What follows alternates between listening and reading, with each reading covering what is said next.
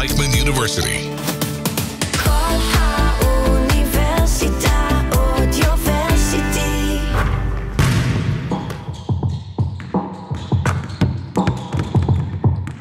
The Baseline. Stories from the court with Jonathan Rears and Mayor Cohen. Hey guys, it's Jonathan here. I just wanted to say thank you for a great 2024. We had 8 amazing episodes, and I am really excited for what's to come in 2025. I just wanted to say thank you to all of our listeners and all of our guests who joined us, and we are so grateful for what we did. We're really getting involved in the basketball world here, and it's really amazing to hear all these stories. I'm so excited for what's to come in 2025. Please stay tuned. I'll see you every Tuesday this year, and thank you. All right, welcome back, everyone. The Baseline. It's our first episode of 2025, and we're kicking off the year with an incredible guest, Abe Kuhn. Thanks for joining us. It's episode 9, right? Episode Crazy. 1 of 2025. That's right. We're getting into it. Abe Kuhn has actually trained some of our past guests, Dakari Tucker, Alex Leader, Jason Siggers, and we're just excited to have you on.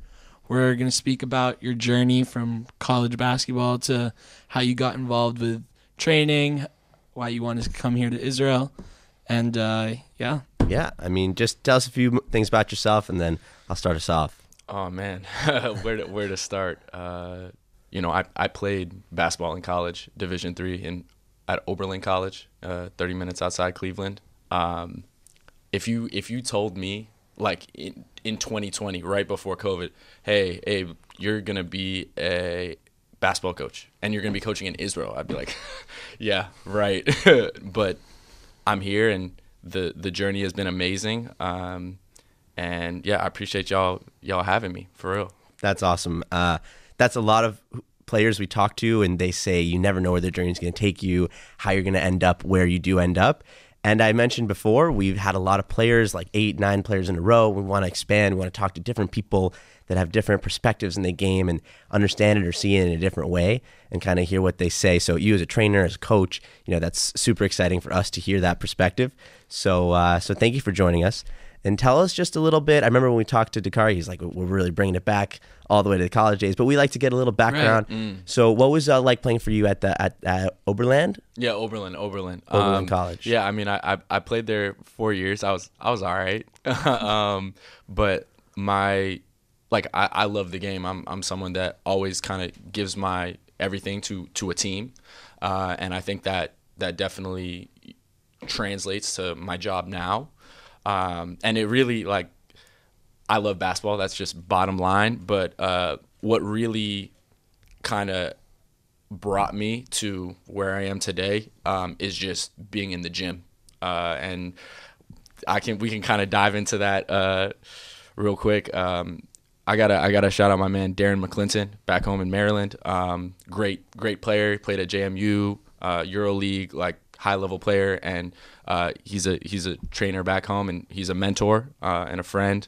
And I got in with him. I trained with him in 8th grade, right? And high level trainer, best kept secret in the DMV. And after college, I did a little bit of work at a prep school during COVID, which was insane. And then after, I was like, what am I doing? I don't know what I'm doing. And I knew he worked with some players I knew, and I was like, look, let me just show up and get in the gym with him, right? And just see how he did things. And I tried to add value however I could. So there's a wet spot, wipe it, rebound, do whatever I could. And that's how I kind of got in. So yeah, shout out Darren. That reminds me of Eric Spoelstra for the Heat, how he started working for the Spurs as a video coordinator and just kind of growing and growing and growing. And you still as a young guy, where's that going to take you? And that kind of basketball journey, it doesn't have to be just playing, right? It's coaching and it's experience, and it's just being on the court and the passion. You always want to be around the game. And so that's really cool, because we know how far that journey can take someone. Definitely, because when you're being passionate, coaching is probably, you got to be a little bit more passionate than playing. It's giving everything to the game, but you're not exactly you're not on the court. You have to do everything behind the scenes. And when the moment comes, Right. this is what I was really interested in this interview. There's so much preparation behind every athlete. And Yes. we speak to players about how the equipment and what works best for them, and even what they eat before the game. Right. So I'm sure we'll be all over the place in this interview. Yeah. But what's that feeling like when you prepare someone so much for a game and a moment, and then when that game and moment comes, like you're not part of it. You're taking one step back. You're part of it in their prep and in their mental, but on the actual court, all you can do is watch. Yeah. So what's that feeling like? That's a good question. I think it's like partially there's a selfishness to it because you're the one putting in the reps with the player, and That's what I'm saying. You Yeah. know, and you're like you know what they need, or you see some things in their game, and you're like, we're gonna rep this so you're super sharp or you're super comfortable for the game. But at the end of the day, it's the player performing on the court, and you can motivate them, you can give them positivity from the bench, but you gotta hit the shot, you gotta make the read, and win the game in the end. So yeah, I mean, and it's different too because I work, like you said, a lot of your guests that you've had on I've worked with previously, and the summer looks completely different than the season. So it's like, for example, Ricky Lindo on Nesiona, we focused on a lot of things this summer, like specifically shooting. And then now during the year, like I'm with my team and he's with his team, and I'm kind of just like watching from afar. I'm like, Ricky, like you're killing it, like you're doing great, like, or ooh, we got to tweak this, or be a little, more active defensively. Like there's so many things, but at the end of the day, it's like I'm not there for him. Like if you're at the game last week, Naciona against Herzliya, Yeah. if you see like something that like you kind of want to like mention, are you gonna like go to him at halftime? Like, Oh no. Or you're not? No. During the season, you're No, like after the game, I'll definitely like have some points during the game. Yeah. Like so for Raanana, and yeah, you're right. We're gonna go all over the place with this, but for Raanana, I'll do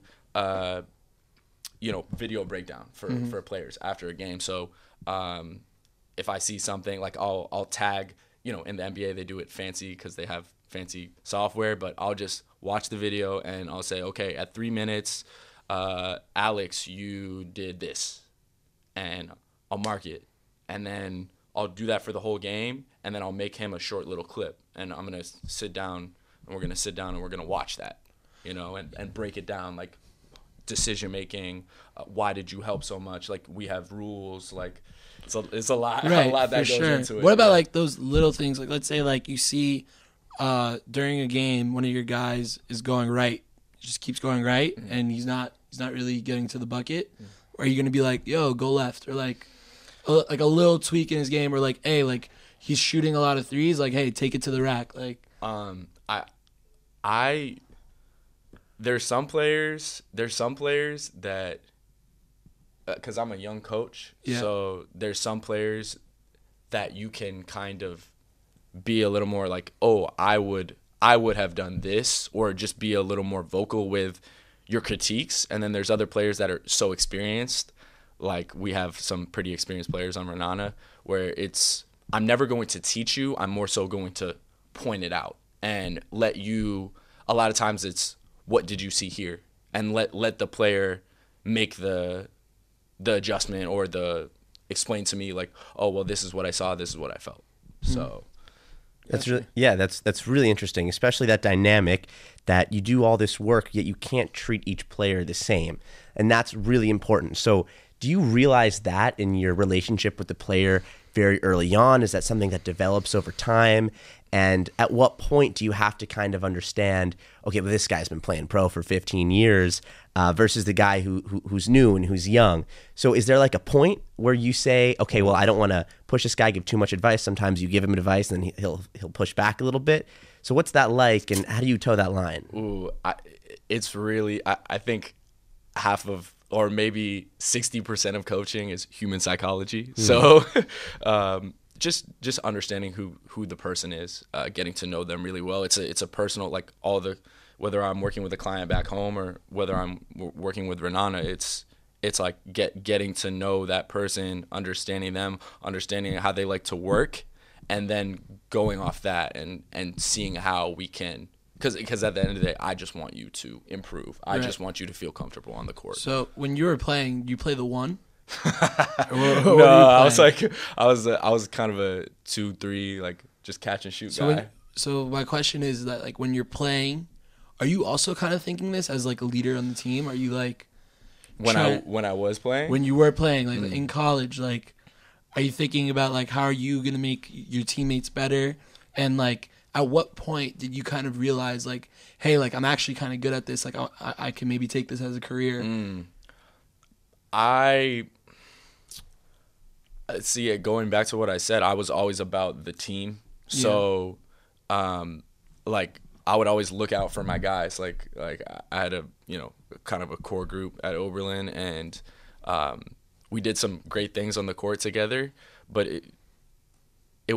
I think it wasn't until I got in the gym with very high level players that it kind of clicked for me. Like, oh, like this is how you work. This is how you do things. This is what NBA, EuroLeague, high level European players. This is how they do things. And then it all kind of cascaded down. So I don't think in college I was a little naive. So when did you kind of make that switch where you're like, all right, I think this is my way to go? Like,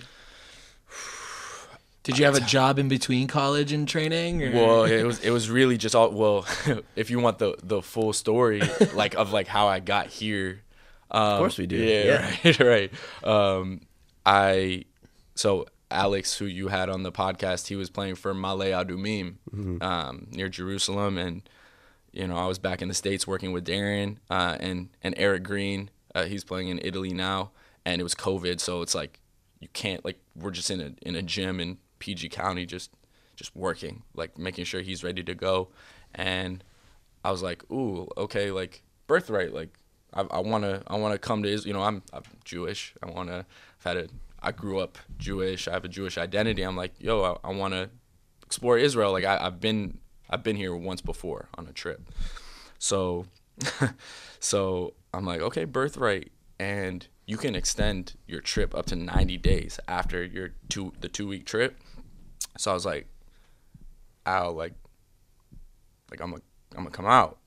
And so I did the thing, like did the 2 weeks and ended up staying with him and tried to just add value however I could to his team. Like I'm early in my training career, so I wouldn't say I didn't know how to work with players, but I wasn't as polished as I am now. Is this a second division team? Second division, yeah.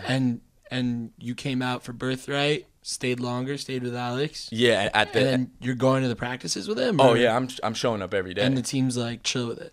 Yeah, Coach Wirtz, who's the coach in Ashkelon now, who we just played last night. But yeah, he was super welcoming, and like it I wasn't getting paid or anything, so right. It's just another hand, and I kind of just watched, or I would work Alex out, or Jalen Canty, who we also played last night, out, and Keith Braxton.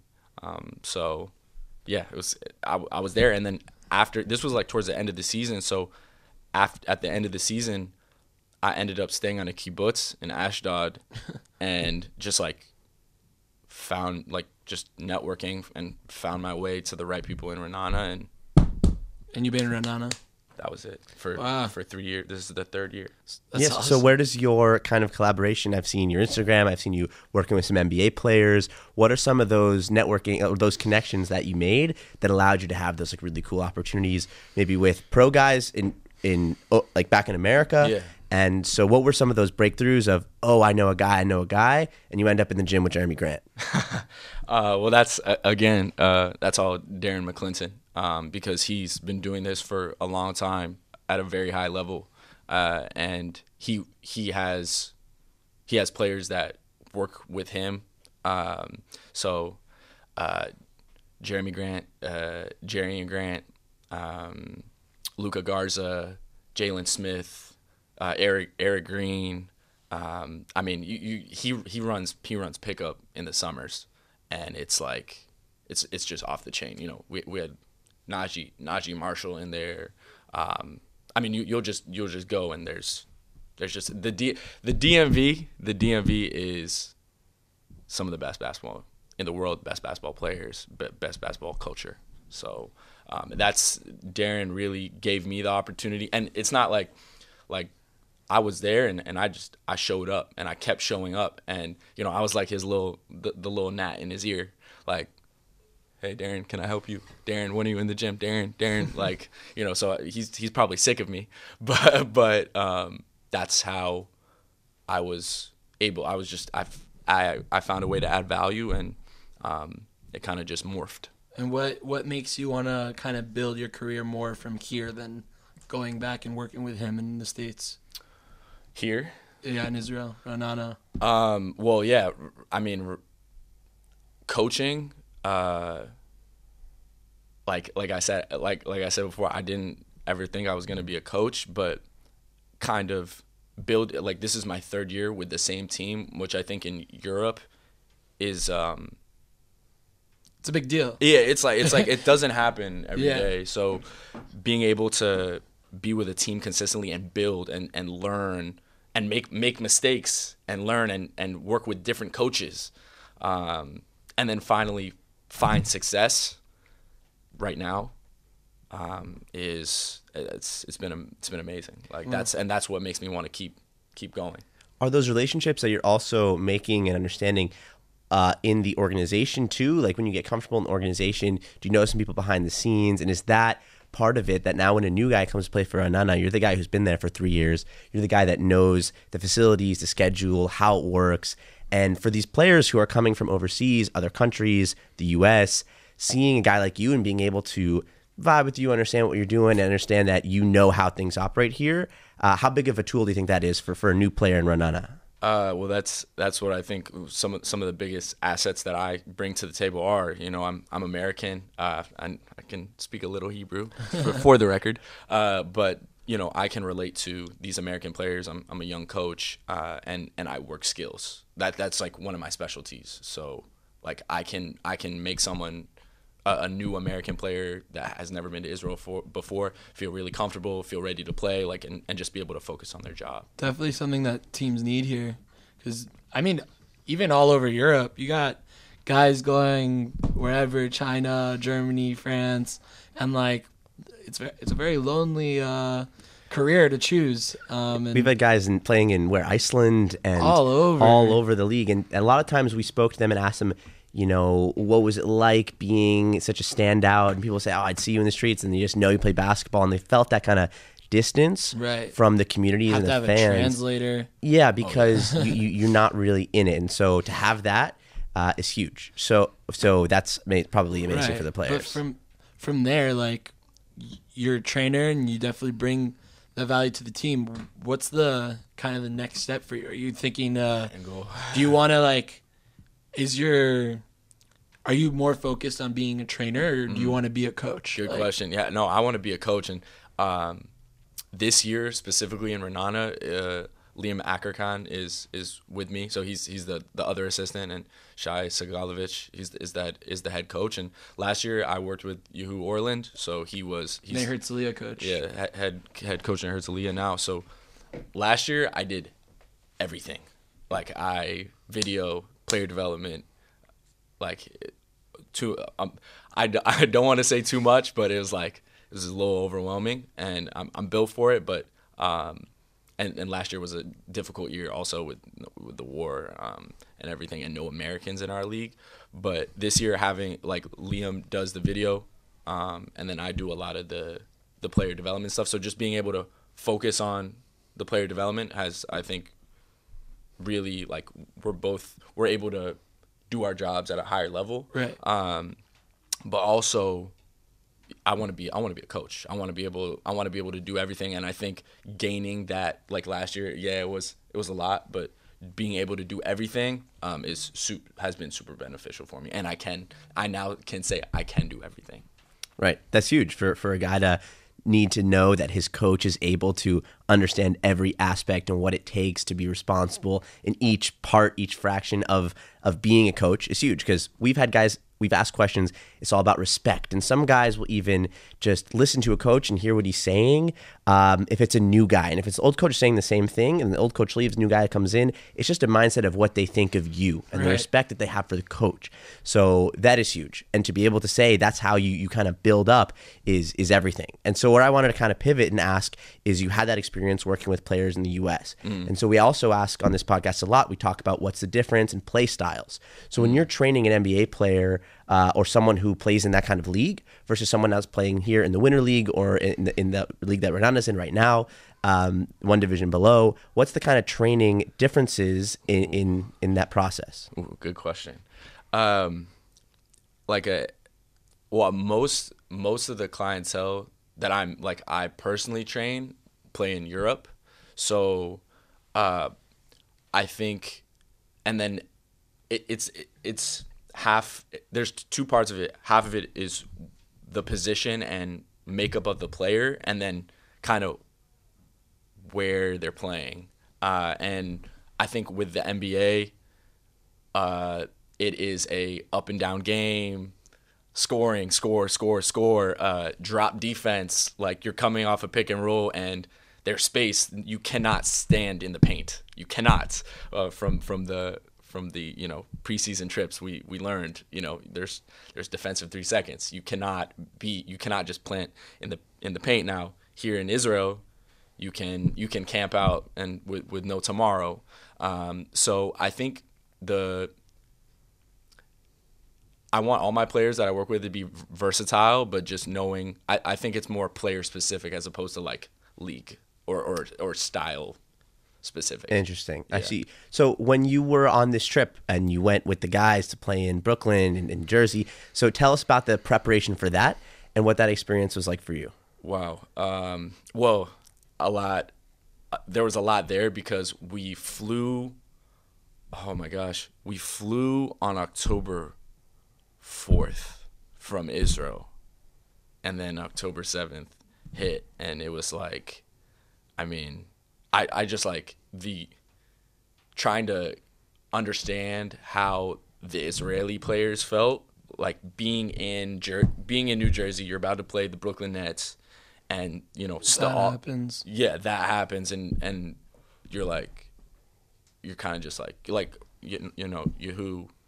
he lost someone very close to him in the conflict. Like, it was like, and he still stepped up and coached. Like, it was just, there were so many parts of it.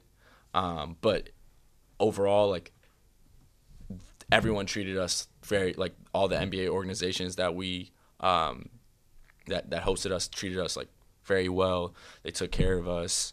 And it's just like, it's amazing. Like, it was like a Israel rally in the Barclays Center. Like, it was unbelievable to be in that atmosphere. I remember seeing some crazy videos from the preseason with Raanana going over there. Yeah, it felt like it was like Israel's team. It wasn't Raanana. No, it's like we had the whole country kind of watching. It was on, I think they streamed it on Sports 5, or they covered it on Sports 5 because it was just it's like a big deal.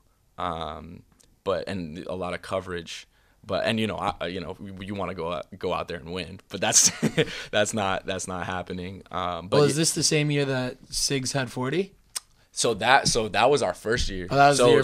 For year one was Clippers in Seattle, Portland, and then OKC. And that game, I still remember saying to his son, I was like, you understand what your dad just did, right? Like, he just dropped 40 on the Thunder. Like, going back to the basketball side of it, you're saying that instead of play style, it's more like player specific. Mm-hmm. So you're saying that in the NBA, you kind of have guys going under the screens more?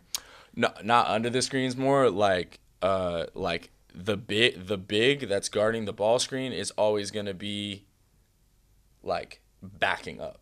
Yeah, like, he's not hedging it. He's not bothering, because the players in the NBA are so athletic and talented that I haven't seen it, but it's like if you show or if you try to create, he's going right by. Yeah, it's gonna create an uneven amount of players, and they're just gonna find the The open guy. Yeah, the open guy, and it's going to be like a scramble, and you know that's how posters happen when everyone's scrambling on defense and the defense rotates, and like, you know, I'm thinking in my head right now of Anthony Edwards dunking on Yuta Watanabe. Like, I was like, oh my, like that kind of situation. Right. Like, it's not good. So But then they're kind of but they are, right, they're holding that, but at the same time, something that you don't really see in Europe as much is that off that screen you get a shot. yeah, well, it depends. Like, the coaches in the NBA and the coaches out here are like the best of the best, and it's like I want to prepare my players, so it's like you can play against the show, you can play against a short show, you can play against drop, you can play against a hard hedge. Like, understand where the reads are, understand, oh, if I get stuck, where's my release, you know? So like, and you know, for like Ricky, like he's 6'9", I don't know how centimeters that is, but You don't worry about that. or meters, yeah, centimeter like conversion. But it's like I want to give him those guard attributes. I want him to understand those reads, because that, like, eventually, like, he needs to go to he should go to the highest level, and I want to see him be able to, like, he can move like a guard, so you need to know how to make the reads like a guard. For sure. Yeah. Interesting. So are you noticing the Israeli game? We kind of ask all of our guests this. So in the time that you've been here, right, you were here pre-COVID, as you said, on this birthright trip, and just in these few years, we have, as fans, really have seen since we got here 3-4 years ago, to understand just how much the Israeli game has evolved, not necessarily just in how many players from overseas they're taking here, but also the Israelis and their own development and how that's going on. So you specifically, as a coach, as a trainer, what have you noticed from the Israeli-born and the Israeli-made players that has maybe changed over the past couple of years? Some things are getting better at. To be honest, like, I don't know if I've been out here long enough to be like, oh, like, this is a trend. But I can definitely say, like, the Israeli players out here are very talented. There's a reason people want to come and play in Israel. I think definitely the war and the politics that, like, when I talk to an American, they're like, ooh, well, isn't there, like, stuff going on out there? And you're like, well, you know, you kind of explain what the situation is. Right. And but like, for example, Yoav Berman, who played with Raanana last year, he's at, you know, Queens College now. Like, he's super talented, you know, 6'5", can shoot 40% from three, and then is athletic, you know. And there is a lot of, you know, Ben Saraf, right. Like, he's, you know, draft buzz, and then, you know, there is talent here. Sean Abayev. Yeah, Sean Abayev. You know, yeah, his brother Eli, like, he can play too. Yeah. Both the brothers can play. I think what we're saying more is, like, even just this year, the talent has, like, kind of taken an increase. It seems like the league here has become much better, and even second league, third league is getting better. And these Israeli teams who are playing in Europe are some of the best teams in the leagues.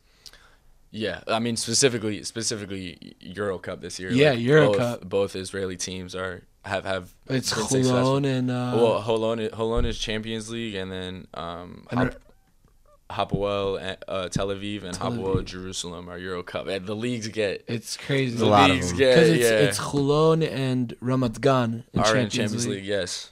And then and then Maccabi's in EuroLeague. Yep. Hopefully we got Paul to EuroLeague next year. Yeah, I mean, talk about a team with talent. Right.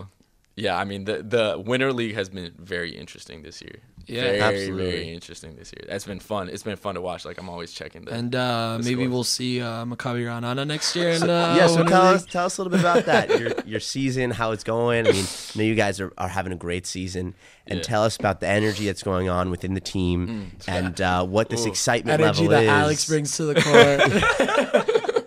Shout out, Alex. Shout out. And what the level of, you know, excitement and energy that this specific team has in this group, and then this potential to move up. Yeah, we're we're doing all right. Currently first place.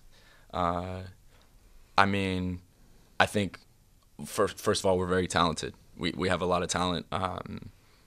You know, you have Yogev Ohayon. You know, very like he's one of the greatest, humblest guys I know. But he's like a Israeli basketball legend, like known Israeli player. Yeah, like that he won the EuroLeague in 2014 with Maccabi. I hope I got that date right or that year right. But you know, he's awesome. High level player, point guard. Right. Effie Tiomkin, Jimmy Hall, Brandon Bowman. Like I mean, I can talk about each guy and kind of what they bring to the table, but just as a team, like we're just clicking. We've definitely I think something we can talk about is like it's hard to show up every single day and perform at a high level. And I think something I've seen with this team is we just have a lot of heart, and that's something that Alex talk about what Alex, you know, this guy's crazy, you know, crazy. He'll foul you with he says a lot with the bent arm. He'll use his body a lot, but this team just has a lot of heart, and we find ways to win games. Yes. And that's something that I think is a mark of a championship team. And we play defense. Another thing I wanted to ask as a coach, I was kind of having this question. I'm jumping here, but I recently watched an interview with Michael Malone, the coach of the Nuggets, talking about the Kings coach getting fired. Oh my God! So I saw that video and his kind of perspective of him being, they didn't treat him right. But from my question is from the coaching perspective. The coach of the Kings in that moment might draw up the perfect play, and everything he does goes right, and his defensive scheme is working, and an offense are getting space, but the players just aren't hitting shots. And what I took from that interview was when the Kings were successful, you know, Fox and Sabonis got the credit. But when they miss those shots, then it's on the coach. So from someone who's spent time with coaches, and I just wanted to know, what's that fragile feeling like as a coach, knowing that you can do everything right in your preparation, but kind of relating to the question I said earlier, if they miss that shot that's open, you know, the blame will ultimately go on the coach. So what's the perspective from a coaching side that how do you have to prepare yourself? What's the energy you have to bring to not let that really drive you crazy? I mean, I think it's just accepting it, like understanding that you go this job, like this profession is crazy, and coaches get fired, coaches get hired. You see it in the first division, you see it in the second division, in the NBA. In the NBA, like at the highest level, like he won Coach of the Year last year. Yeah, right. No, he's a great coach. It's ridiculous. Right, like I think I don't know who the credit goes to for this quote, but it's like you get hired to get fired, and like at the end of the day, we come back full circle to the players are making the plays, and you can put them, you try and put them in the best position possible to succeed, but like they're gonna get the credit when when you win, and when you lose, this is my bad. It's on me. Like just taking ownership, I think, is the correct question, and it's a fragile. It is a balance too, because it's like you can't always take the own. You can't be like after every loss, my fault. That's not how it works. But it's like it depends on the team, the situation of the team, and kind of how they're going. And right. Yeah, that was a crazy firing sequence. Yeah, interesting. But so now as you're like kind of. It's kind of getting towards the end of the season, right? We just started the second round. Yeah. And in a good position. And you're still like pushing through every game and everything, but is there a certain point where you kind of start preparing for the first league? Ooh. This is the motto I think for that I've been using, and I think some of the other guys is just day at a time, game at a time. Like I can't, like it feels like we're on the precipice, but also we know it's like you can't look too far ahead. Like everyone's like, oh, is Raanana gonna move up? Like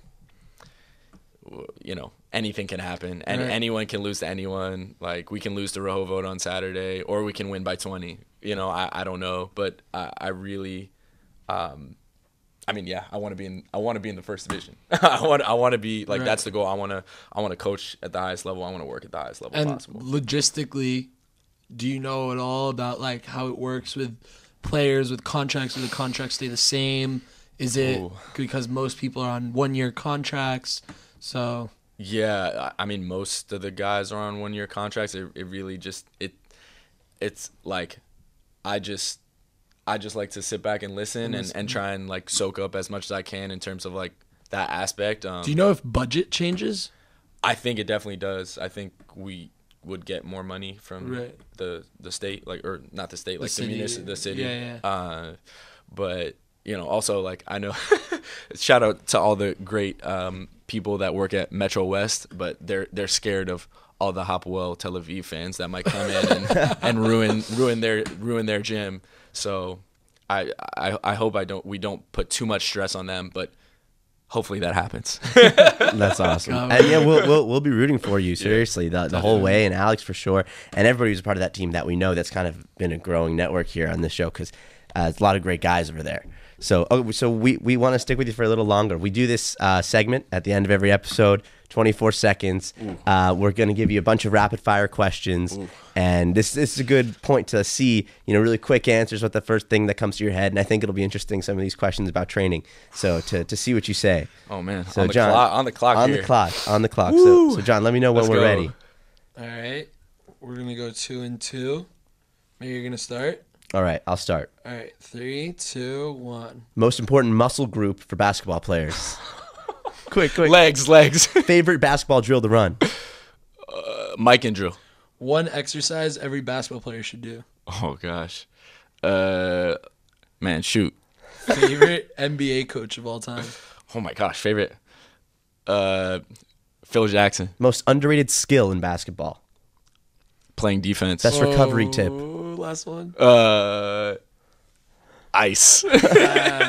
We see guys 6. with these like space boot legs all the time. Normatec. That's come up a few times. So actually, I was wanting to ask about equipment wise. Do you think, like as someone who's a coach, how much in that world are you involved? And when a player maybe comes to Raanana, is like wants to make sure they have all the equipment they need.